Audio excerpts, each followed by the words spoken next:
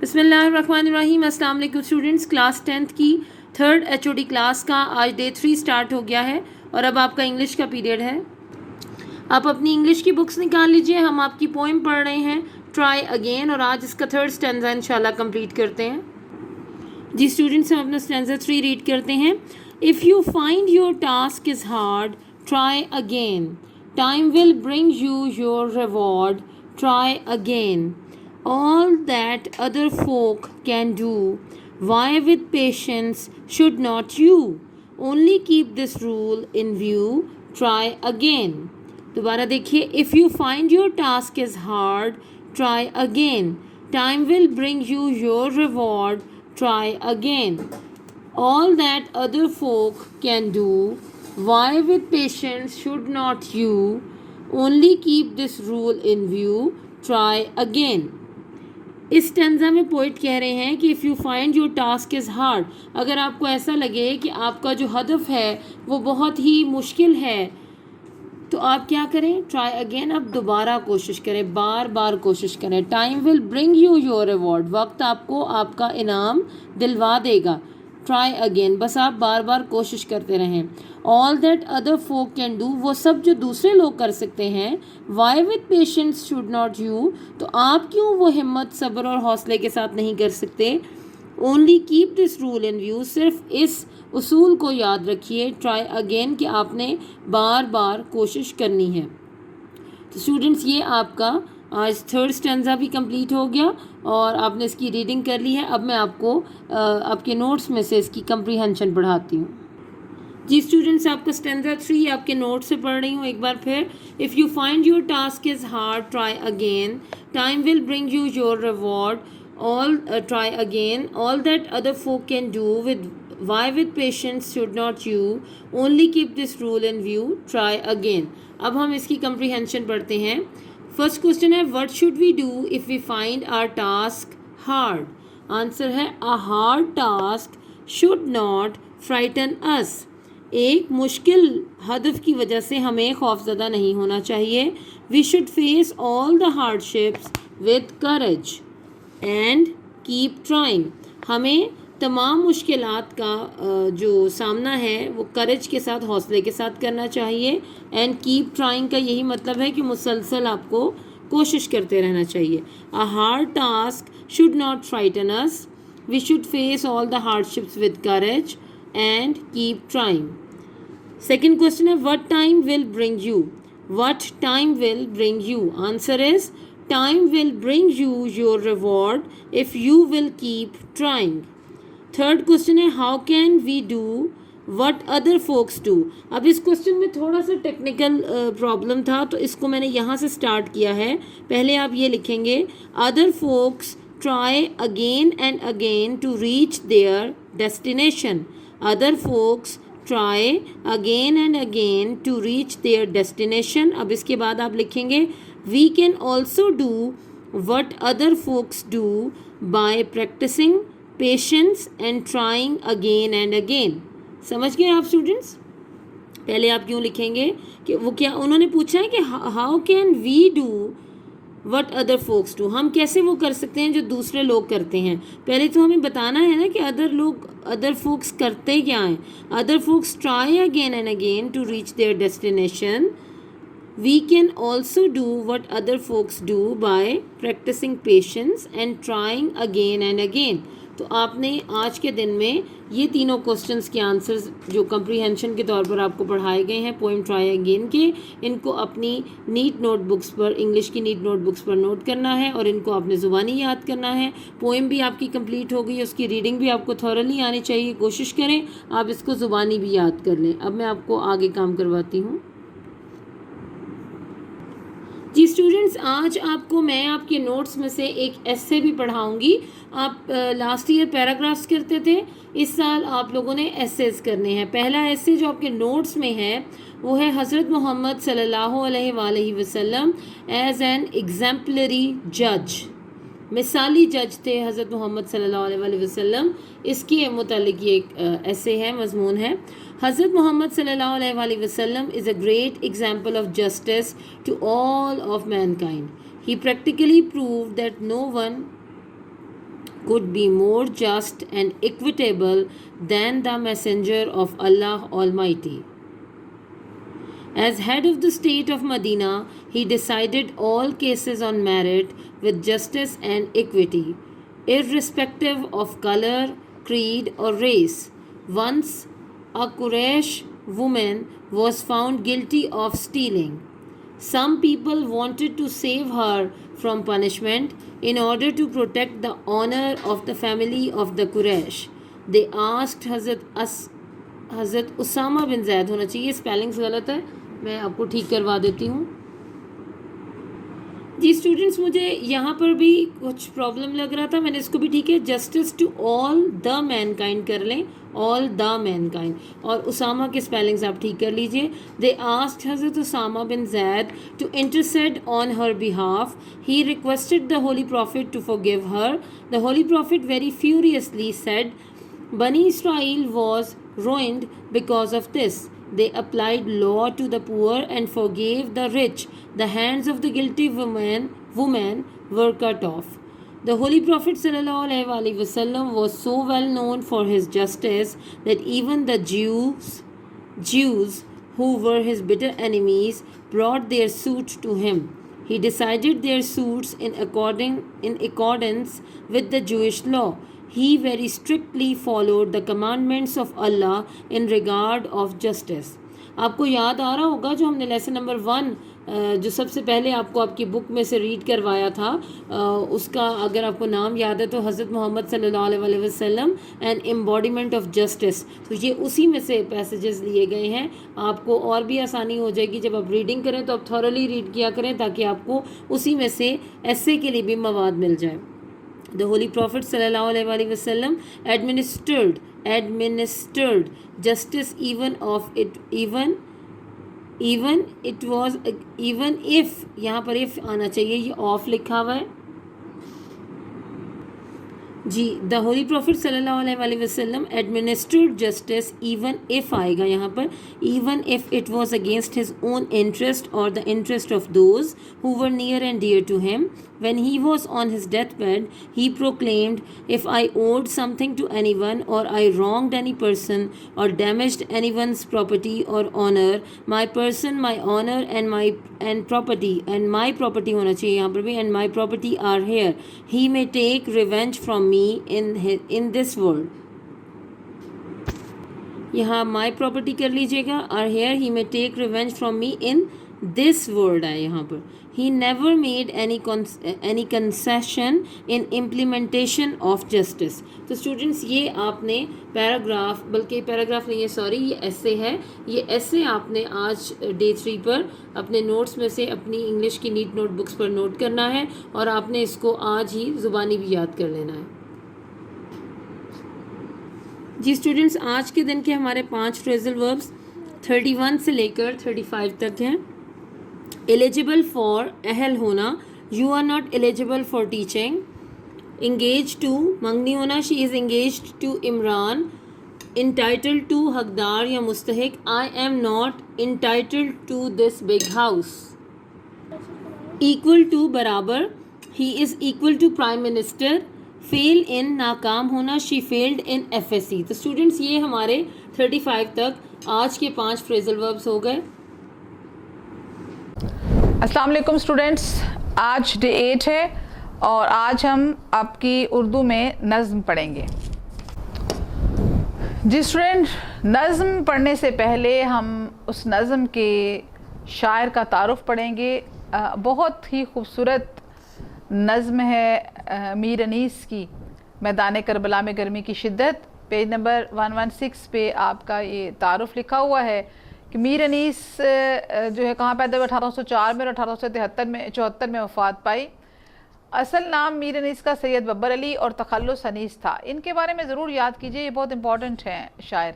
आप फैज़ाबाद में पैदा हुए, फ़ारसी और अरबी अपने वालिद मीर खलीक से पढ़ी, मगर मुरव्वजा अलूम फैज़ाबाद के कालम मीर नजफ़ अली से हासिल किए। रसूल तालीम के साथ साथ शहर सवारी और सिपाहगरी के फ़न भी सीखे। मीर अनीस मौजू तबा थे। उनके ख़ानदान के अक्सर लोग शेर कहते थे। फैज़ाबाद में कि जिस माहौल में मीर अनीस परवान चढ़े उसमें हर तरफ शायरी का चर्चा था। इसी अदबी फ़िज़ा ने मीर अनीस के तबई रुझान को जिला बख्शी اور وہ بچپن ہی سے شعر کہنے لگے۔ کبھی کبھی والد کے ساتھ لکھنؤ کے مشاعروں میں بھی شریک ہوتے، اس کے بعد لکھنؤ آ گئے۔ میر انیس ایک بلند پایا مرثیہ نگار تھے۔ یاد رکھیے گا کہ مرثیہ، ابھی ہم بتاتے ہیں آپ کو کہ مرثیہ کس سے کہتے ہیں۔ ان کے مراثی میں، یہ مراثی جو ہے یہ مرثیہ کی جمع ہے، مرثیہ ایک مرثیہ ہوتا ہے اور مراثی زیادہ۔ مراثی میں سوز و گداز، کردار نگاری، جذبات نگاری اور منظر کشی کے بے مثال نمونے ملتے ہیں جو ان کی قادر و کلامی کی دلیل ہیں۔ انہوں نے واقعات و جذبات کے نہایت خوبصورت مرکب پیش کیے ہیں۔ مرثیہ پڑھنے کا انداز ایسا تھا کہ سماع باندھ دیتے تھے۔ اردو کے معروف محقق حافظ محمود شیرانی کے بقول وہ اقلیم مرثیہ گوئی کے شہنشاہ تھے۔ اقلیم کہتے ہیں خزانے کو، ٹھیک ہے، تو مرثیہ گوئی جو ہے اس کے شہنشاہ تھے۔ میر صاحب بہت پرگو تھے، یعنی بے شمار مرثیے لکھے تھے۔ انہوں نے متعدد مرثیے لکھ ڈالے اور کوئی مرثیہ 150 200 بند سے کم کا نہ ہوگا، یعنی اتنے زیادہ مرثیے ہیں کہ 100 150 ایک مرثیے میں بند ہوگا۔ لیکن باوجود پرگوئی کے ان کے کلام میں کہیں ابتذال یا عامیانہ پن نہیں آنے پایا، یعنی ایسا نہیں ہوا کہ جب اتنے زیادہ پرگو ہوتے ہیں تو انسان کوئی ایسی بات کہہ دیتا ہے جو کہ عامیانہ، جیسے عام مرثیوں میں کچھ ایسی باتیں لکھی جاتی ہیں جو کہ جس میں عامیانہ پن جو ہے بہت زیادہ پایا جاتا ہے، وہ ان کے مرثیوں میں نہیں آتا تھا۔ یہ نظم ان کے ایک طویل مرثیے کا حصہ ہے جو ان کے تخیل، منظر نگاری اور لفظی تصویر کاری کی عمدہ مثال ہے۔ ان کے کچھ مراثی، انتخاب مراثی انیس کے نام سے مجلس ترقی ادب اردو لاہور میں سے اور انیس کے مرثیے 2 جلدیں مرتبہ صالح عابد حسین، رباعیات انیس اور انیس کے سلام کے نام سے کتب بھارت میں شائع ہو چکی ہیں۔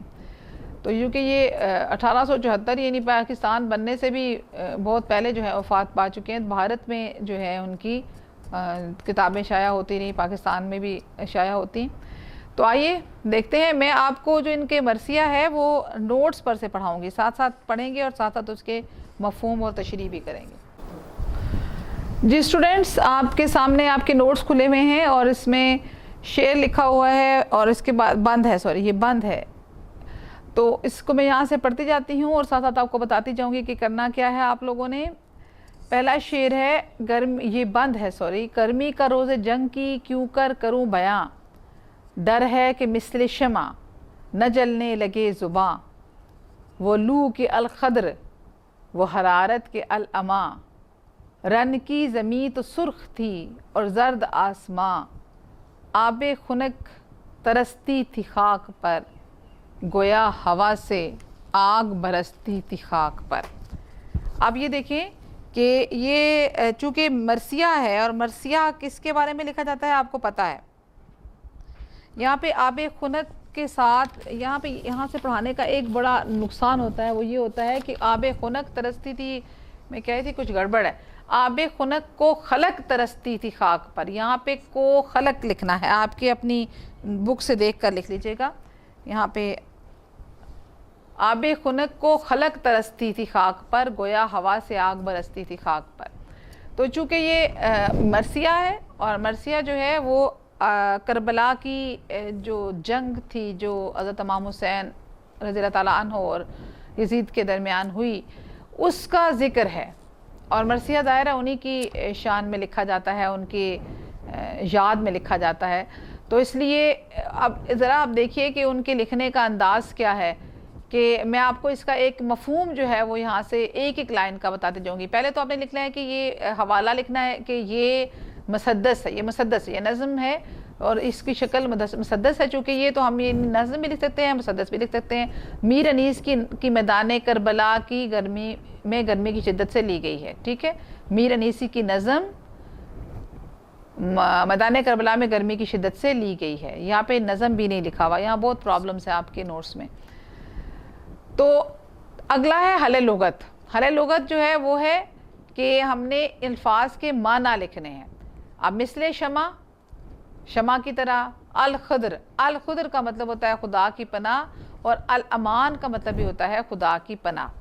حرارت گرمی کو کہتے ہیں، رن بڑی جنگ یا میدان جنگ کو کہتے ہیں، آب خنک کہتے ہیں ٹھنڈا پانی، اور خلق، خلق یہاں پہ ہے، خلق کا مطلب مخلوق ہوتا ہے۔ جی اسٹوڈنٹ، یہاں پہ خلق ہے، خلق کا مطلب ہوتا ہے مخلوق یا لوگ، ٹھیک ہے۔ اب میں آپ کو اس پر سے پڑھاؤں گی، اور یہاں سے بتاؤں گی کہ آپ نے اس کا مفہوم کیسا لکھنا ہے۔ ایسے دیکھیں اس مصرے کو، گرمی کا روز جنگ کی کیوں کر کروں بیاں، کہ شاعر کہہ رہا ہے کہ جنگ کے دن کی گرمی کا حال کیسے بیان کروں۔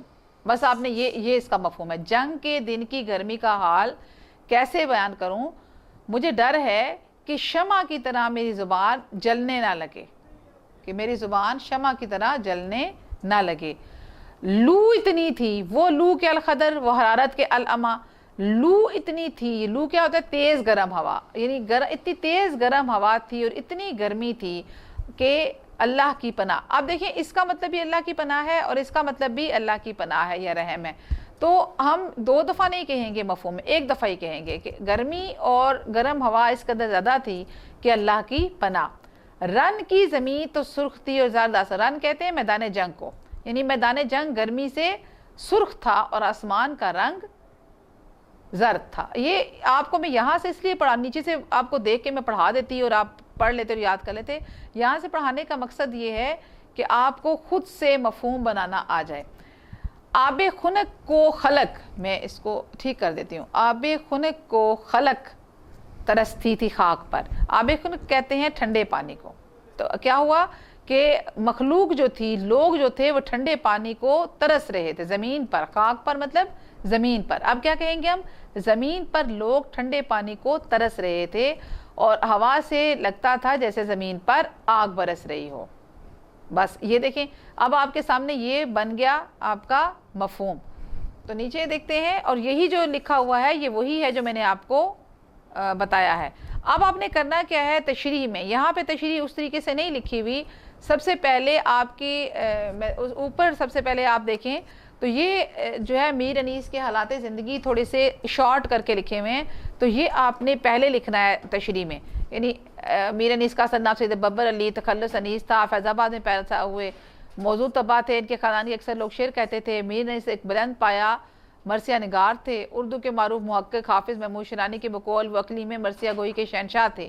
یہ نظم ان کی ایک طویل مرثیے کا حصہ ہے جو ان کے تخیل، منظر نگاری اور لفظی تصویر کاری کی عمدہ مثال ہے۔ انہیں کچھ میراثی انتخاب میراثی انیس کے نام سے مجلس ترقی ادب اردو لاہور سے، اور انیس کے مرثیے روایت انیس اور انیس کے اسلام کے نام سے نامی کتب بھارت سے شائع ہو چکی ہیں۔ یہ بس اتنی سی جو ہے یہ آپ نے پہلے تشریح میں لکھنی ہے اور اس کے بعد تشریح کرنی ہے۔ اب ہم اس کو تشریح کو دیکھ لیتے ہیں، ایک تشریح آپ کے سامنے لکھی ہوئی ہے، پہلے وہ اوپر لکھنا ہے پھر یہ لکھنا ہے کہ شاعر میدان کربلا میں گرمی کی شدت کو بیان کرتے ہوئے کہتا ہے کہ ایک تو یہ کہ ملک عرب کا ریگستان تھا، جنگ کی وجہ سے گرمی کی شدت اور بڑھ جاتی ہے۔ میں اس بات سے ڈرتا ہوں کہ میری زبان گرمی کی شدت اور صحیح کیفیت بیان کرتے ہوئے شمع کی مانے جلنے نہ لگے۔ میدان جنگ میں اس قدر لو چل رہی تھی کہ انسان بے اختیار خدا کی پناہ طلب کرنے لگے۔ میدان جنگ کی زمین گرمی کی شدت سے تپ کر تانبے کی طرح سرخ ہو چکی تھی۔ گرمی اس قدر تھی کہ آسمان بھی اس کی شدت سے محفوظ نہیں تھا، بلکہ وہ بھی زرد یا پیلا دکھائی دے رہا تھا، اور گرمی کی شدت کی یہ کیفیت تھی کہ ایسا محسوس ہوتا تھا جیسے ہوا سے زمین پر آگ برس رہی ہے۔ بس یہ تشریح ہے۔ تو یہ آپ کو پہلے بند کی تشریح کروا دی گئی ہے، دوسرے بند کو میں آپ کے سامنے پڑھ رہی ہوں، اس کو دیکھیے۔ آپ کو طریقہ کار وہی ہے، آگے دکھا دوں گی، لیکن میں اب ساتھ ساتھ آپ کو اس کے ایک ایک مصرے کے ساتھ ایک مصرع پڑھوں گی اور ساتھ میں اس کی آپ کو میں مفہوم پڑھ کے بتاؤں گی۔ مصرع دیکھیے، وہ لو، وہ آفتاب کی حدت، وہ تاب و تب، کالا تھا رنگ دھوپ سے دن کا مثال شب، خود نہر الکما کے بھی سوکھے ہوئے تھے لب، خیمے جو تھے حبابوں کے تپتے تھے سب کے سب، اڑتی تھی خاک خشک تھا چشمہ حیات کا، کھولا ہوا تھا دھوپ سے پانی فرات کا۔ میر انیس کے جو نظم ہے، مرثیہ ہے، وہ شاندار جو ہے نا تخیل ان کا اور منظر نگاری، یہ اس کے اوپر شاندار، یعنی اس قدر بعض اوقات جو ہے وہ ان کی جو تخیل جو ہے وہ ایسا، اس کو ہم یہ بھی کہہ سکتے ہیں کہ لفظی تصویر کاری بھی ہوتی ہے۔ لفظی تصویر کاری آپ دیکھیں کہ آپ جب یہ پڑھ رہے ہیں تو لگتا ہے جیسے آپ وہاں موجود ہیں اور دیکھ رہے ہیں ان کی اس میں اس کو۔ وہ کہتے ہیں لو اتنی تھی اور آفتاب کی حدت، حدت کہتے ہیں تپش کو، اور تاب و تب چمک، وہ آفتاب کی یعنی سورج کی چمک اور حدت اور تپش اس قدر زیادہ تھی کہ دھوپ کا رنگ دن کا رات کی طرح، مثال شب کہتا ہے رات کی طرح کالا ہو چکا تھا. جب بہت زیادہ روشنی ہوتی ہے تو آنکھوں پہ اندھیرا چھا جاتا ہے، ایسا ہوتا ہے نا. تو روشنی بہت تیز ہو تو اندھیرا سا چھا جاتا ہے، جو کہ برداشت سے آنکھ جو ہے اس روشنی کو ایکسیپٹ نہیں کر پاتی تو اندھیرا ہو جاتا ہے. بالکل یہ وہی ہے کہ دھوپ کا رنگ جو ہے دن کی طرح کالا ہو گیا تھا. اور نہر علقمہ، یہ وہ نہر ہے جو کہ فرات کے کنارے بہتی ہے، فرات کے ساتھ، جس سے کہ دریائے فرات سے نکالی گئی ہے، جو کہ کربلا کے میدان میں بہتی تھی، وہ دریائے فرات کی سے نکالی ہوئی نہر علقمہ تھی. تو وہ سوکھے ہوئے تھے لب. اب شاعر نے یہاں تشبیہ کا استعمال کیا تھا، بلکہ استعارے کا استعمال کیا ہے. تشبیہ اور استعارے میں یہ فرق ہوتا ہے کہ تشبیہ میں تو ساتھ ساتھ آپ نے اوپر دیکھا مثل شمع، یہاں پہ بھی مثال شب، مثال یعنی ساتھ ساتھ مثال دے کے بتایا گیا کہ شب کی طرح ہے، اس طرح کریں گے. لیکن جب کسی چیز کو خود وہی چیز قرار دے دیا جائے اور درمیان میں کوئی لفظ استعمال نہ کیا جائے تو استعارہ ہوتا ہے. جیسے خود نہر علقمہ کے بھی سوکھے ہوئے تھے لب، یہ اب استعارہ کیا ہے کہ نہر علقمہ کے جو ہونٹ تھے وہ سوکھے ہوئے تھے. ہونٹ مطلب ہونٹ سے مراد نہر کے دونوں کنارے ہیں. نہر کے کناروں کو انہوں نے ہونٹ سے، کہ گرمی اتنی ہے کہ نہر علقمہ کے بھی ہونٹ سے سوکھے ہوئے ہیں. خیمے جو تھے حبابوں کے تپتے تھے سب کے سب. اب یہ تصور کیجئے اس چیز کا کہ حباب کہتے ہیں پانی کے بلبلے کو. جب نہر میں پانی کے بلبلے بنتے ہیں تو وہ کہتا ہے کہ وہ خیمے بن جاتے ہیں، حبابوں کے خیمے، یعنی بلبلے کے جو خیمے تھے وہ بھی تپ رہے تھے. یعنی وہ بھی اس قدر تپش تھی کہ وہ جو پانی کے بلبلے بنتے تھے وہ بھی تپے ہوئے تھے. اور اڑتی تھی خاک، خشک تھا چشمہ حیات کا، یعنی ہر طرف خاک اڑ رہی تھی اور زندگی کہیں نظر نہیں آتی تھی. یہاں پہ خشک تھا چشمہ حیات کا سے مراد ہے زندگی کہیں نظر نہیں آ رہی تھی. اور کھولا ہوا تھا دھوپ سے پانی فرات کا، اور فرات کا جو پانی ہے دریائے فرات کا وہ بھی دھوپ سے کھول گیا تھا، یعنی ابل رہا تھا. میر انیس کی نظم، بار بار میں آپ سے کہتی ہوں یہ غلطی ہے. یہاں پہ میر انیس کی نظم میدان کربلا میں گرمی کی شدت سے لیا گیا ہے. آگے اہل لغت ہے جو میں آپ کو سارے بتا چکی ہوں، مفہوم بھی میں آپ کو بتا چکی ہوں. اب جو ہے آپ کے سامنے ہے یہ مفہوم، آپ ایک دفعہ دیکھ لیں. ویسے میری زبان سے ہی کافی تھا، آپ اسے خود لکھتے، لیکن آپ کو دکھانے کا مقصد یہ ہے کہ آپ ایک دفعہ اس کو دیکھ لیں. تشریح میں وہ کہتے ہیں شاعر کا تعارف لکھنا ہے، مفہوم لکھنا ہے اور مفہوم کا پھیلاؤ لکھنا ہے. میں شاعر کا تعارف بھی پڑھا چکی ہوں، مفہوم آپ کو بتا چکی ہوں. اب آپ اس کی تشریح خود کریں گے. یعنی ایک ایک چیز کو یہ اس قدر گہرائی لیے ہوئے ہے کہ آپ دیکھ لیں کہ آپ اس کو خود سے بھی لکھ سکتے ہیں. ٹھیک ہے، تو اس کو لکھیے. اگلے دیکھیں، جھیلوں سے چارپائے نہ اٹھتے تھے تاب شام، مسکن میں مچھلیوں کے سمندر کا تھا مقام. آہو جو کاہلے تھے تو چیتے سیاہ فام، پتھر پگھل کے رہ گئے تھے مثل موم خام. سرخی اڑی تھی پھولوں سے سبزی گیا سے، پانی کنویں میں اترا تھا سائے کی چاہ سے. ٹھیک ہے جی. اب یہ بہت خوبصورت شاعری ہے. ایک غلطی ہے اس کے اندر، وہ غلطی یہ ہے کہ یہ برابر نہیں ہے. میں آپ کو بک پہ دکھا دیتی ہوں. یہ دیکھیں، بک پہ جب یہ لکھا ہوا ہے تو اس کی یہ جو چیزیں، یہ شعر ہے یہ بالکل اس کا برابر ہے. ٹھیک ہے، یہاں سے بھی برابر ہے، یہاں سے بھی برابر ہے. وہ برابر نہیں لکھا ہوا. تو آپ نے بک سے دیکھنا ہے کہ لکھا کیسے گیا ہے. جو اگر چھوٹا ہے آپ کے پاس کیا ہم اسے کہتے ہیں مصرع، تو اس کو درمیان میں اسپیس دے کے لکھیں، لیکن اس کا سٹارٹ اور اس کا اینڈ جو ہے وہ ایکول ہونا چاہیے. ٹھیک ہے، چلیں آپ اس کا مفہوم پڑھتے ہیں کہ جھیلوں سے چار پائے نہ اٹھتے تھے تاب شام. یعنی جو چار پائے ہیں، چار پائے کہتے ہیں چار پاؤں والے جانور، یعنی جو جاندار جانور ہوتے ہیں، وہ شام تک، تاب شام تک. تو جھیلوں میں بیٹھے ہوئے تھے. چار پائے جو ہیں وہ جھیلوں میں بیٹھے رہتے تھے اور وہ شام تک وہاں سے اٹھتے ہی نہیں تھے. مسکن میں مچھلیوں کے سمندر کا تھا مقام. مسکن کہتے ہیں رہنے کی جگہ کو. تو جہاں پہ مچھلیاں رہتی ہیں، یعنی مچھلیاں کہاں رہتی ہیں؟ مچھلیاں رہتی ہیں پانی کے اندر. وہاں اس جگہ پہ جو ہے وہ سمندر رہتا تھا. سمندر کا ہوتا ہے، اب آپ کہیں گے مسکن میں مچھلیوں کے سمندر کا تھا مقام، اس کا کیا مطلب ہوا؟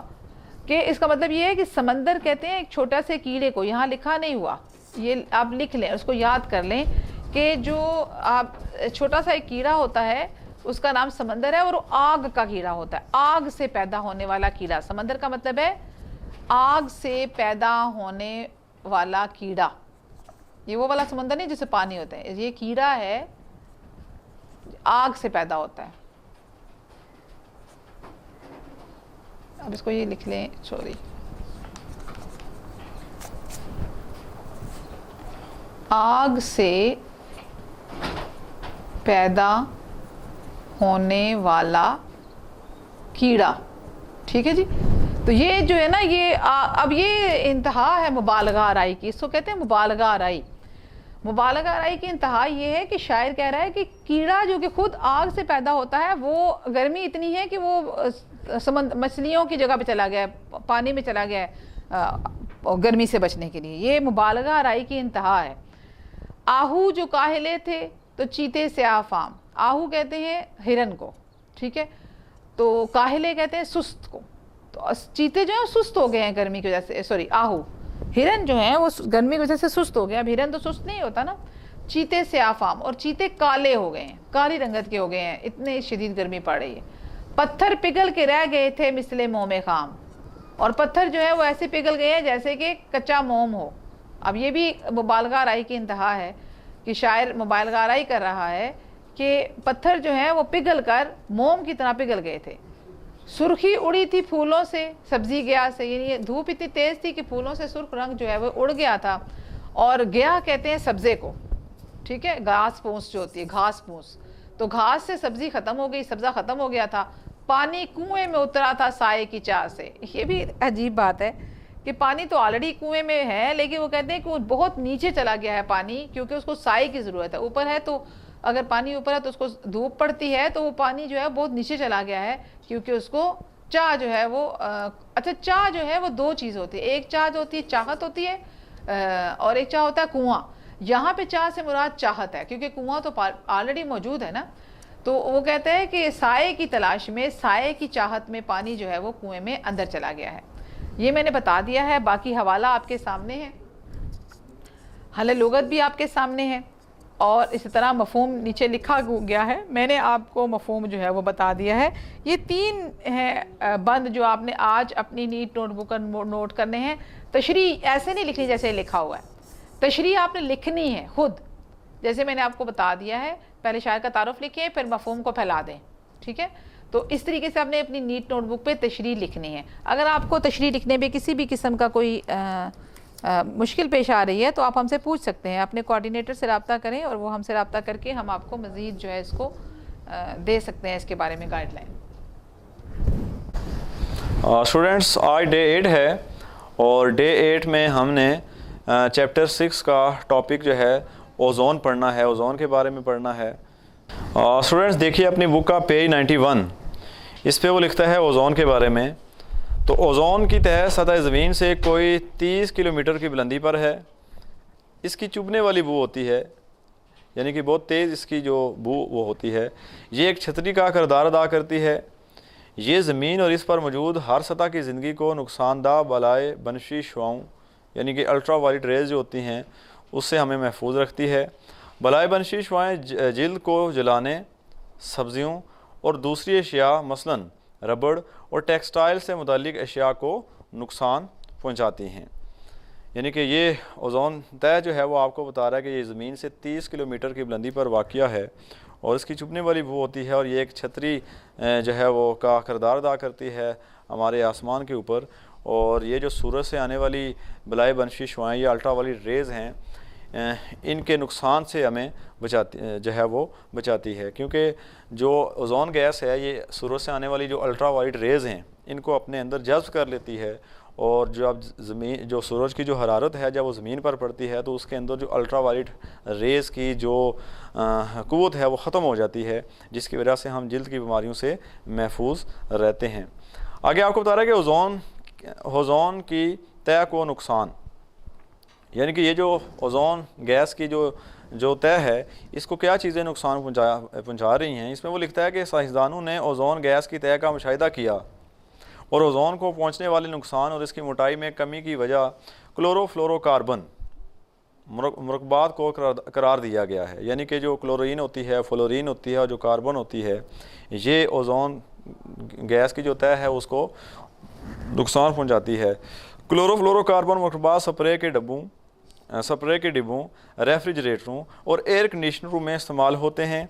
ये मरकबात अशिया में से खारिज होकर फ़ज़ा में पहुँचते हैं जहाँ वो ओज़ोन गैस की तह को तबाह करते हैं। तो ये वो चीज़ें हैं जो ओज़ोन गैस की जो तह है उसको नुकसान पहुँचाते हैं, जिसकी वजह से जो सूरज से आने वाली जो अल्ट्रा वायलेट रेज़ हैं वो डायरेक्ट ज़मीन पर पड़ेंगी, जिसकी वजह से ज़मीन के ऊपर जो रहने वाले जानदार हैं और हम इंसान हैं, और ये जो अल्ट्रा वायलेट रेज़ हैं ये हमें बहुत जो है वो नुकसान पहुंचा सकती हैं। अगर ये डायरेक्ट ज़मीन पर आएंगी तो हमें बहुत सारी जल्द की बीमारियों का सामना पड़ सकता है, और बहुत सारे जो दूसरी बीमारियां हैं वो भी लायक हो सकती हैं, जिसमें सरतान यानी कैंसर भी शामिल है।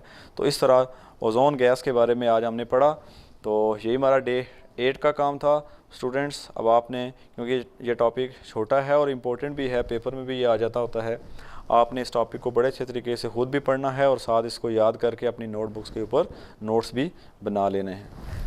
चलते हैं अपने 8वें दिन के सबक की तरफ। जी तलबा, ये आयत नंबर 14 के एक पैराग्राफ का आपको अपना तशरीह समझाई गई थी। अब इसी आयत के दूसरे हिस्से में अल्लाह क्या फ़रमाते हैं, ज़रा उसकी तशरीह देखें। दूसरी आयत में अल्लाह रब्बुल इज़्ज़त फ़रमाते हैं कि जो लोग अल्लाह के राह में खर्च करते हैं और फिर उसका एहसान नहीं जिताते और ना ही खर्च करने के बाद जिसके ऊपर खर्च करते हैं उसके दिल आज़ारी करते हैं, यानी उसके दिल को दुखाते हैं, ना ही उसके दिल को दुखाते हैं कि एहसान जिताकर जिन पर माल खर्च किया है उन्हें शर्मिंदा करते रहें, ऐसे लोगों के अल्लाह के यहाँ बहुत बड़ा अजर है और क़यामत के दिन उन्हें कोई खौफ न होगा और ना वो गमगीन होंगी।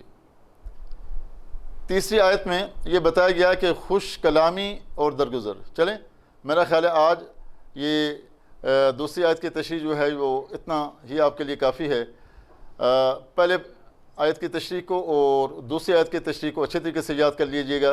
कल इंशाअल्लाह ये आपसे सुना जाएगा और फिर उसके बाद जो है वो अगली आयत आपको बताई जाएगी। बिस्मिल्लाहिर्रहमानिर्रहीम। अस्सलाम वालेकुम स्टूडेंट्स।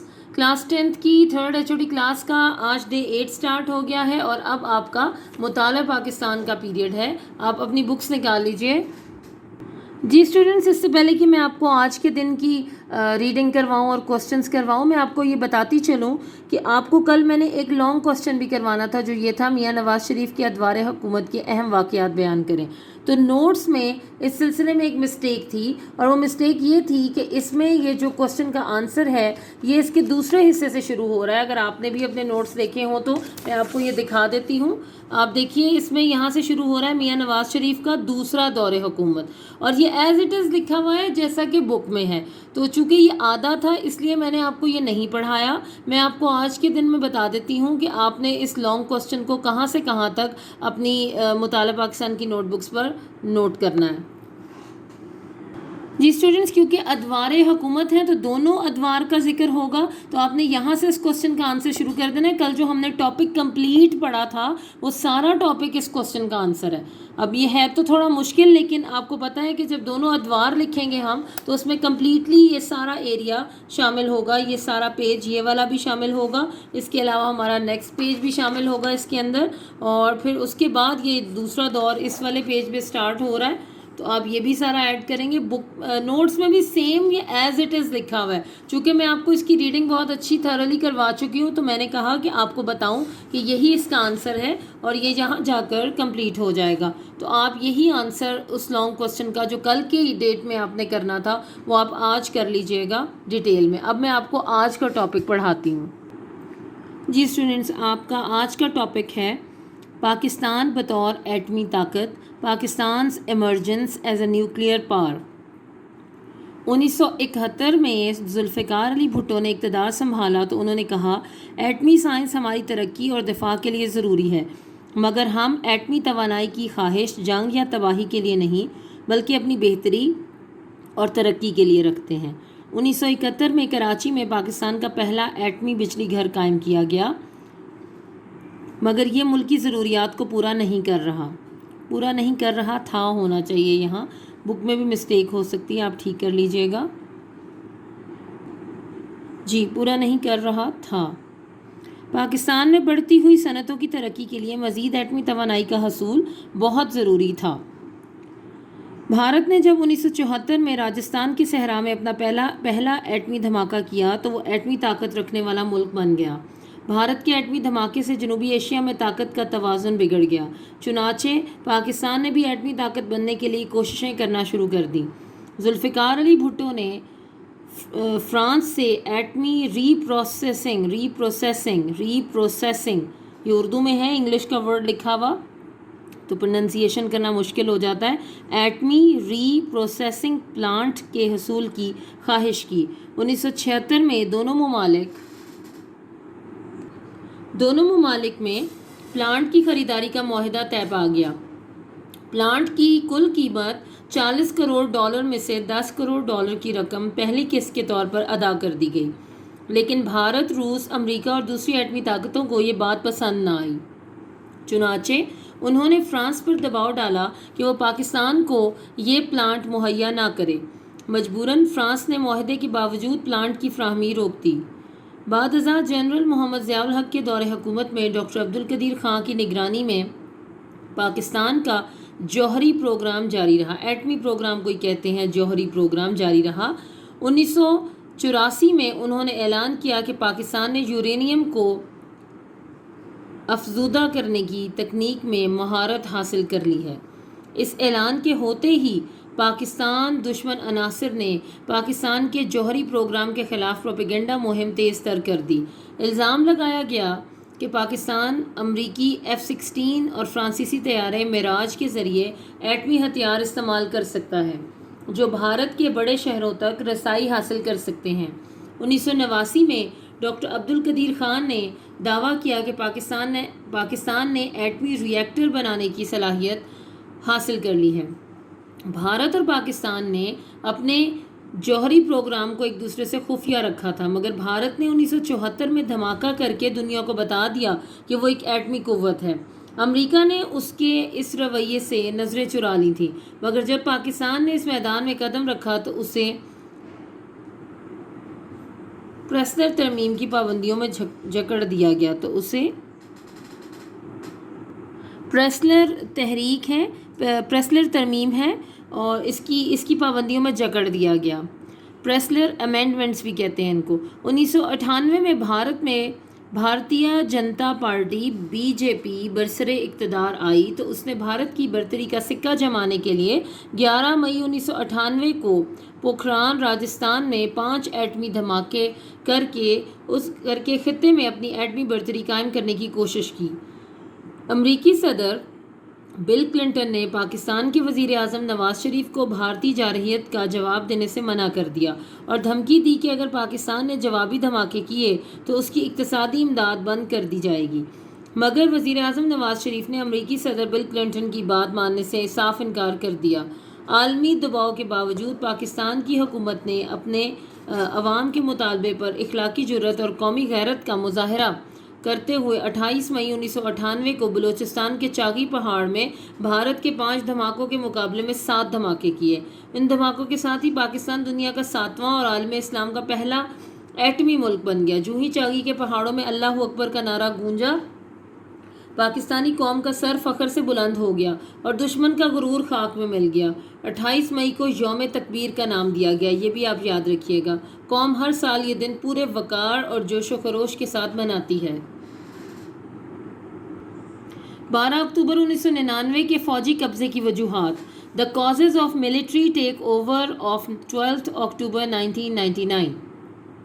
12 اکتوبر 1999 کو جنرل پرویز مشرف نے بطور چیف آف آرمی اسٹاف آئین کو معطل کرتے ہوئے وزیر اعظم میاں محمد نواز شریف کی حکومت کا تختہ الٹ دیا اور قومی اور صوبائی اسمبلیاں بھی معطل کر دیں، جبکہ وزیر اعظم میاں محمد نواز شریف کی حکومت کا جنرل ضیاء الدین کو بطور چیف آف آرمی اسٹاف نامزد کرنے کے فیصلے کو بھی غیر آئینی قرار دے دیا۔ بعد ازاں سپریم کورٹ نے اپنے فیصلے میں جنرل پرویز مشرف حکومت کو 3 سال کا عرصہ دیا تاکہ وہ آئینی اور معاشرتی اصلاحات لائیں۔ پرویز مشرف کے دور میں اختیارات کی نچلی سطح پر منتقلی اور مقامی حکومت۔ The devolution of power process initiated by Pervez Musharraf's government with particular emphasis on the local self-government۔ مقامی حکومت۔ ایسی حکومت جس کی باغ ڈور مقامی لوگوں کے ہاتھ میں ہو مقامی حکومت کہلاتی ہے۔ مقامی لوگ ہی مقامی سطح کی پالیسیاں مرتب کرتے ہیں، منصوبے بناتے ہیں اور ان کو عملی جامہ پہناتے ہیں۔ تاریخی پس منظر: پاکستان میں مقامی حکومتوں کے نظام کا تاریخی پس منظر ذیل میں پیش کیا جاتا ہے۔ وائسرائے لارڈ پن کا مقامی حکومتوں کا نظام: 1884 میں جنوبی ایشیا میں وائسرائے لارڈ پن نے ایک ایکٹ کے ذریعے مقامی حکومتوں کا نظام نافذ کیا اور اس نے ضلع اور تحصیل کی سطح پر مقامی بورڈ قائم کیے جن کے ذمے مقامی لوگوں کے مسائل حل کرنا تھے، لیکن یہ ادارے لوگوں کے مسائل حل کرنے میں ناکام رہے کیونکہ ان کے پاس نہ تو اختیارات تھے اور نہ وسائل تھے۔ صدر ایوب خان کا بنیادی جمہوریتوں کا نظام: صدر ایوب خان نے بنیادی جمہوریتوں کا حکم نامہ 27 اکتوبر 1959 کو جاری کیا، جس کے مطابق پاکستان میں مقامی حکومتوں کا ایک نظام لاگو کیا گیا جسے بنیادی جمہوریت کا نام دیا گیا۔ اس کا اہم مقصد یہ تھا کہ اختیارات کی نچلی سطح تک منتقلی اور عوام کے مسائل کا حل بنیادی سطح پر ان کے اپنے نمائندوں کے ذریعے کیا جائے۔ یہ نظام کوئی خاطر خواہ تبدیلی نہ لا سکا، لہٰذا حکومت کی تبدیلی کے ساتھ ہی یہ نظام ختم ہو گیا۔ ذوالفقار علی بھٹو کے دور میں بھی مقامی حکومتوں کا نظام کامیاب نہ ہو سکا۔ جنرل ضیاء الحق کے دور میں مقامی حکومتوں کا نظام: جنرل ضیاء الحق کے برسر اقتدار آنے کے بعد مقامی حکومتوں کے نظام کو دوبارہ نافذ کیا گیا اور مقامی حکومتوں کے انتخابات 2 دفعہ کروائے گئے۔ یہ نظام مضبوط بنیادوں پر قائم کیا گیا اور مرحلہ وار ترقی کرتا رہا، مگر عوام کی اکثریت کو کوئی خاطر خواہ فائدہ نہ ہو سکا۔ تو اسٹوڈنٹس، یہاں تک آپ کی آج ڈے 8 کی ریڈنگ کمپلیٹ ہوئی۔ اب اس سے ریلیونٹ کوسچن کرتے ہیں۔ جی اسٹوڈنٹس، آج ہم ایک شارٹ کوسچن کریں گے۔ امریکہ نے کس قانون کے تحت پاکستان کو دفاعی سامان کی فراہمی بند کر دی؟ اور ایک لانگ کوسچن کریں گے، پاکستان کے جوہری پروگرام کی وضاحت کریں۔ اس لانگ کوسچن کا تو یہ کمپلیٹ آنسر بنتا ہے جو ٹاپک آج ہم نے ابھی پڑھا ہے۔ آپ دیکھ لیجئے، یہ ٹاپک تھا پاکستان بطور ایٹمی طاقت۔ یہ یہاں سے شروع کر کے اور آئی تھنک یہ یہاں تک مکمل ہو جاتا ہے، اور آپ چاہیں تو اس کو ایز اٹ از بک سے یاد کر سکتے ہیں، لیکن نوٹس میں یہ تھوڑا مختصر کر کے لکھوایا گیا ہے۔ میں آپ کو نوٹ سے بھی پڑھا دیتی ہوں، لیکن جو بچے چاہیں وہ بک سے بھی اس ٹاپک کو ایز اٹ از لکھ لیں۔ پہلے ہم شارٹ کوسچن کرتے ہیں، پھر لانگ کوسچن۔ جی اسٹوڈنٹس، یہ آپ کا آج کا شارٹ کوسچن ہے۔ امریکہ نے کس قانون کے تحت پاکستان کو دفاعی ساز و سامان کی فراہمی بند کر دی؟ امریکہ نے جنوری 1992 میں پریسلر ترمیم کے تحت پاکستان کو دفاعی ساز و سامان کی فراہمی بند کر دی۔ بس یہی اس کا آنسر ہے۔ آپ اس کو اپنی نوٹ بکس پر آج ہی نوٹ کر لیں اور یاد کر لیں۔ اب ہم لانگ کوسچن پڑھتے ہیں۔ جی اسٹوڈنٹس، نوٹس کے مطابق یہ کوسچن کا آنسر یہاں سے سٹارٹ ہوتا ہے۔ پاکستان کے جوہری پروگرام کی وضاحت کریں۔ 1971 میں ذوالفقار علی بھٹو نے اقتدار سنبھالا تو انہوں نے کہا، یہ انورٹڈ کامرز میں ہوگی بات، ایٹمی سائنس ہماری ترقی اور دفاع کے لیے ضروری ہے، مگر ہم ایٹمی توانائی کی خواہش جنگ یا تباہی کے لیے نہیں بلکہ اپنی بہتری اور ترقی کے لیے کرتے ہیں۔ انورٹڈ کامرز کلوز ہو جائیں گے۔ 1992 میں کراچی میں پاکستان کا پہلا ایٹمی بجلی گھر قائم کیا گیا، مگر یہ ملک کی ضروریات کو پورا نہیں کر رہا تھا۔ پاکستان میں بڑھتی ہوئی صنعتوں کی ترقی کے لیے مزید ایٹمی توانائی کا حصول بہت ضروری تھا۔